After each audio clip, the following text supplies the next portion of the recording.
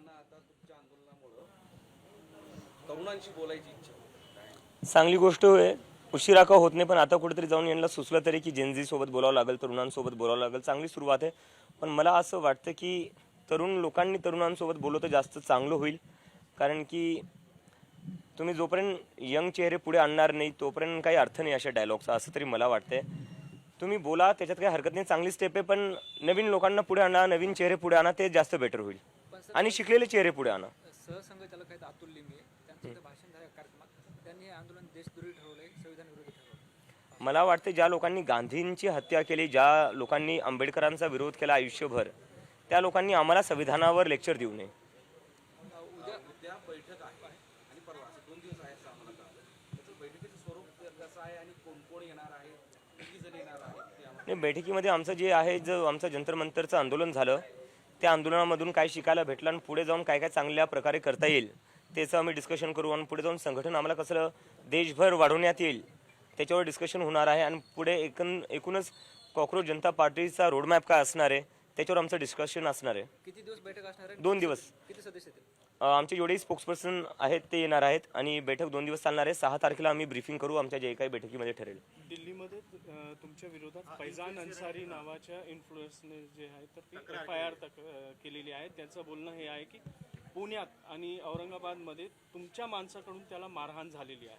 मला माहिती नाही तो कोण, so I won't comment on that. मला माहितीच नाही, मी काय बोलू.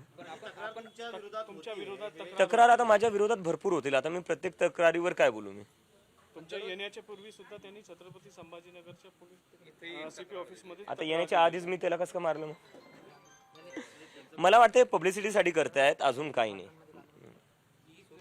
संदर्भामध्ये आम आदमी पार्टी आज दिल्लीमध्ये आंदोलन करते, तर तुमचा त्याला पाठिंबा आहे का आणि तुमची भूमिका काय या ज्या नाही, E20वर मला वाटते बऱ्याचशा लोकांनी बोललेलं आहे. आणि E20 हा खूपच मोठा मुद्दा बनलेला आहे देशात.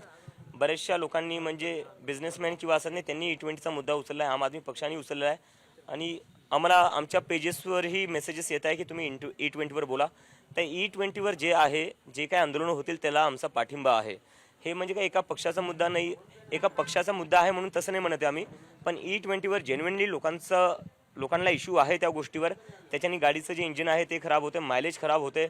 आणि जर तुम्ही 100% पेट्रोल देत नाही, त्याच्यात इथेनॉल मिक्स करतायत, तर मग 100% तुम्ही प्राईस कसं काय लावतायत. दुसरं असं की झेंजेला घेऊन आणखीन एक विजय मिळाला पिकेला प्रशांत किशोरला, तरी भाजपचा जिथं गड होता त्याबद्दलची काय प्रतिक्रिया? मला त्यांना खूप खूप शुभेच्छा द्यायच्या आहेत.